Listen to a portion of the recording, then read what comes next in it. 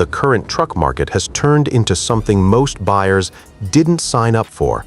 Dealers are asking close to $70,000 for vehicles packed with tiny turbocharged engines and touchscreens wall to wall, all of it destined to start failing the moment your warranty runs out. After more than 2 decades turning wrenches, the number of frustrated truck owners who have walked into the shop over a busted luxury pickup is more than you'd believe. Stop chasing badges and start looking at the actual engineering, and a different picture emerges. There are 3 trucks out there that are about as close to indestructible as a vehicle gets. The kind you buy once and keep driving long past when everyone else has traded in their second or third loan. 2 decades under the hood has taught one clear lesson. The best truck isn't the one with the most power or the flashiest cabin. The best truck is the one that fires up without a second thought every single morning, no matter what. This is a countdown of the 3 most over-engineered bulletproof pickups ever built. The number 1 pick gets the most time because it's the last of the no-nonsense V8 workhorses from an era when simpler meant tougher for anyone who wants a truck that works as hard as they do and keeps their savings account intact. These 3 are impossible to overlook. Here we go. Number 3, first-generation Toyota Tundra. Domestic-only loyalists might want to stick with this one for a moment, because from a pure mechanics standpoint, this truck earns its spot. A retired carpenter named Dave came in with a 2004 Tundra he'd picked up for $9,000 at 150,000 miles. His friends gave him grief about it being too small. 10 years on, that truck had rolled past 350,000 miles, and his total repair bill outside of regular maintenance was exactly $0. A common knock on this truck is that it doesn't quite measure up as a full size. It runs a bit narrower than a current Ford, and nobody's using it to drag a 40-foot trailer. But for hauling lumber, tools, or a boat, it handles everything most working truck owners actually need. The real story is the 4.7-liter I-Force V8 under the hood. That engine has a serious reputation for a reason. It came out of a heavy-duty SUV platform that was built specifically for long-term punishment, and when Toyota dropped it into the Tundra, they engineered it well beyond what they needed to. Hitting 300,000 miles is routine with proper maintenance, and plenty of examples have gone much further. What a lot of buyers miss is that this was still the era when Toyota was building trucks to a standard, not to a cost-cutting target. The door hinges, the seat frames, the body mounts. Everything feels heavier and more deliberate than what comes out of the factory today. For anyone not deep in the mechanical weeds, here's what to check before buying. These trucks run a timing belt instead of a chain, which means around every 90,000 miles, there's an $800 service that has to happen. Skip it and the belt snaps, leaving you stranded and potentially causing serious engine damage, so it's not optional. Also, pull up under the rear of the truck and look at where the leaf springs attach to the frame. In states that use road salt heavily, these frames had a rust problem in that specific spot. Find one with a solid frame and a fresh timing belt, and what's sitting in front of you is a truck that will outlast most of the people reading this. Unclean examples come up regularly for under $12,000, and for that money, it's likely the last truck anyone would ever need to buy. For those who want something with a bit more old-school muscle and extra room, the next truck on this list is exactly that. Number 2, 9th generation Ford F-150, OBS, old body style. A guy named Frank pulled into the shop not long ago with a 1995 F-150 running the straight-six engine. He's owned it since it was new. The odometer reads 420,000 miles, and that engine has never been opened. Not once. Meanwhile, owners of 2022 models are sitting at dealerships waiting months for back-ordered computer chips. Frank's out there getting the job done. The only real knock against this truck is how old it is.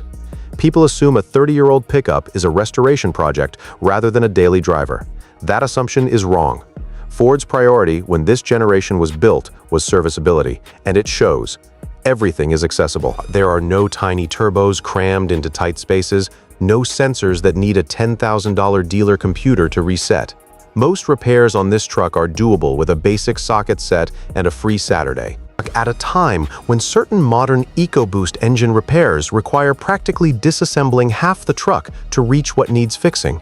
The OBS Ford is the kind of thing mechanics quietly love. The engine to look for is the 4.9-liter inline-six. It's not going to win any drag races, but the low-end torque it produces is closer to a tractor motor than anything else ever fitted to a pickup truck. It just pulls. Here's what to check on these before handing over any money. Verify the dual fuel tanks. The switch on the dash should actually swap between them cleanly. Then get under the front end and check the radius arm bushings in the suspension.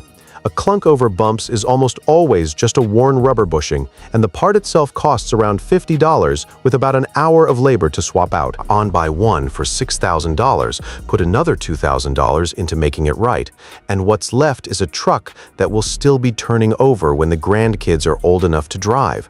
The OBS Ford is genuinely legendary, but the #1 pick on this list is a truck that was so good it literally forced other manufacturers to rethink how they built engines to compete. #1 GMT 800 platform, 1999 to 2006 Chevrolet Silverado. In the shop, this generation of Silverado gets referred to as the gold standard, and that isn't hyperbole. Arthur, a masonry contractor, bought his 2003 Silverado 1500 brand new. That truck has been loaded with bricks and mortar day in and day out for 20 straight years.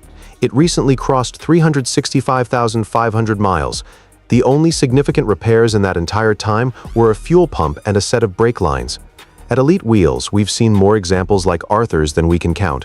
The usual criticism is that it's just an old Chevy with a dated, plasticky interior. Fair enough on the cabin, but the question worth asking is whether a truck is being bought for soft-touch dashboard materials or because the engine underneath is essentially immortal. The answer tends to clear things up fast. These trucks run the LS-based V8, either the 4.8-liter or the 5.3-liter, and both are widely considered the most reliable V8 engines ever put into a production pickup.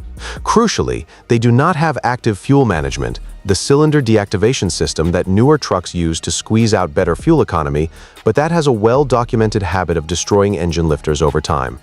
The GMT 800 Silverado hits exactly the right point in automotive history, modern enough for fuel injection and current safety features, but not so loaded down with complicated systems that owning it eventually breaks the bank. The GMC Sierra from these same model years is mechanically identical to the Silverado, same frame, same drivetrain, same engines. If a clean Sierra comes up at the right price, it's the exact same truck with a different badge on the grille.